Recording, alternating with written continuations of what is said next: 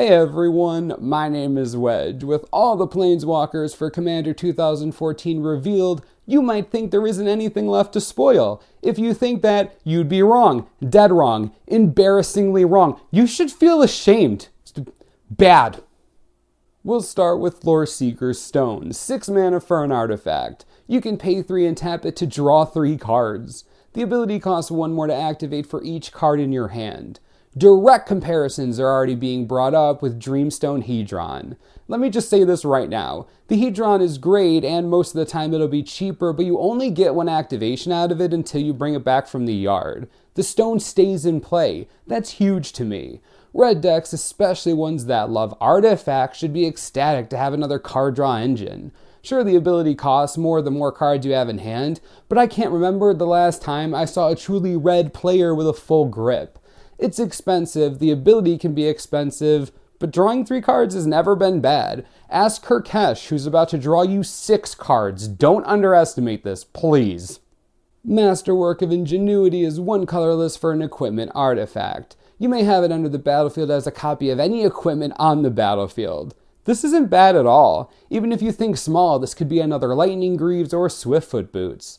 Of course, it could also be another Batterskull, Nahiri Emblem, or Sword of Fire and Ice, so that's a thing. Being able to fetch it with Trinket Mage adds to the appeal as well. I really like this card except for the part where it uses the word ingenuity in the most ironic way ever. Copying your opponent's Argentum armor isn't creative, it's resourceful. This should be called Masterwork of Impersonation or some such nonsense. Feld the Mighty is 5 mana for a sorcery. Destroy all creatures with power greater than target creature's power.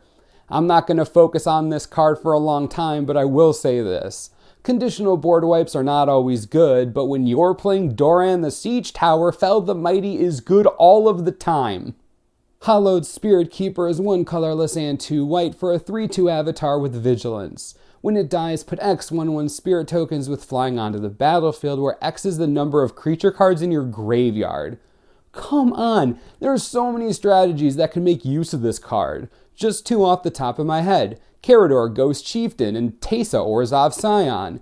You're just getting pure value from this guy whenever he dies. Plus, he's only 3 mana. You're not even investing a huge amount into the ability. Just get a few creatures in the yard and boom, instant board presence, instant value. The Spirit Keeper is super good. There are also people talking about his playability in Legacy. The only way that I could see that happening would be on the sideboard in a small creature-heavy deck like Death and Taxes. Your opponent usually brings in a ton of removal. Not saying that that's the best idea ever, but people are talking about it, so you should be aware. Aether Gale is 3 colorless and 2 blue for a sorcery. Return 6 target non-land permanents to their owner's hands. 6? It's a lot of cards. Aether Gale is funny, but it's hard to love it when there are cards like Cyclonic Rift running around.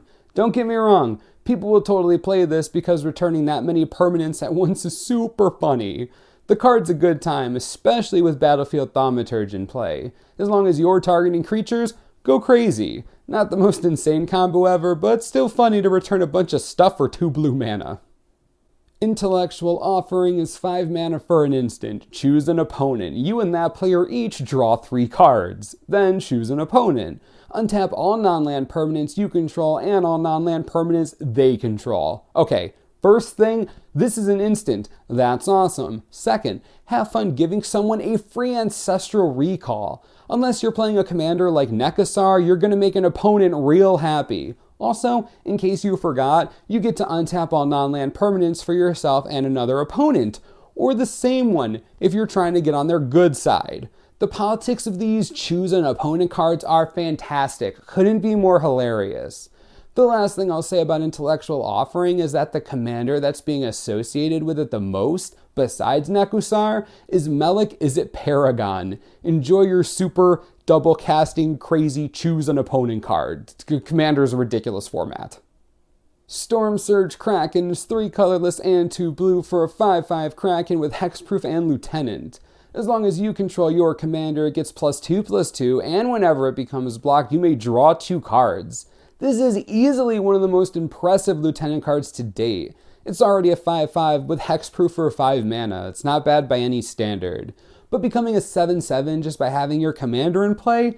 gross, and it draws 2 cards. You rarely see Krakens have this much value. Stormsurge is way more playable than most sea creatures we've seen printed recently. I'm super impressed. Worth a slot in any creature-based commander strategy running blue. Seriously, it's that good.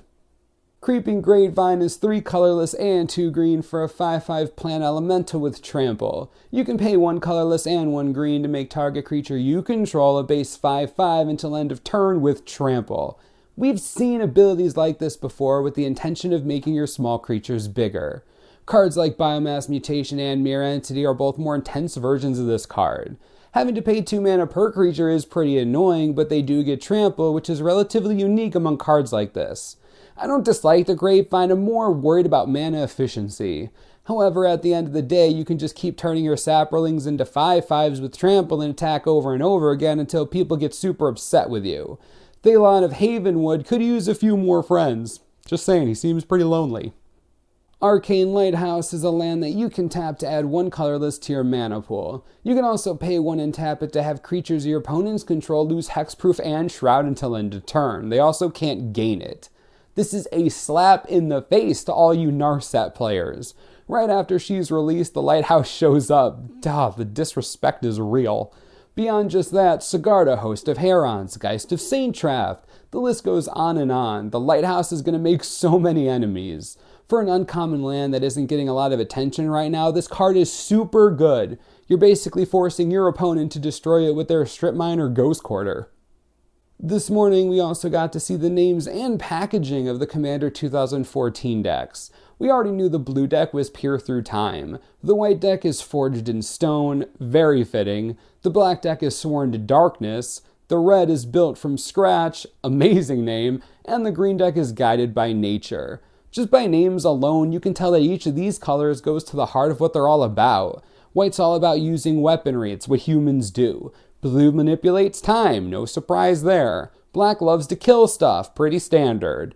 Red uses fire and metal to both destroy and create. And green loves them trees. If there were ever a time to relate to a color of mana, it might just be now. These boxes got me pumped. Didn't I tell you there were more awesome cards out of this set? Commander 2014, everyone. Wizards stepping up their game again. Also, I'm still not fully over how amazing the Hiri is, so that's a problem. You can expect a lore video on her this weekend. Yeah. Anyways, subscribe for the latest and most reliable Magic the Gathering information you could ever need. This is the Mana Source. I'm Wedge. Thanks for watching. We'll see you next time.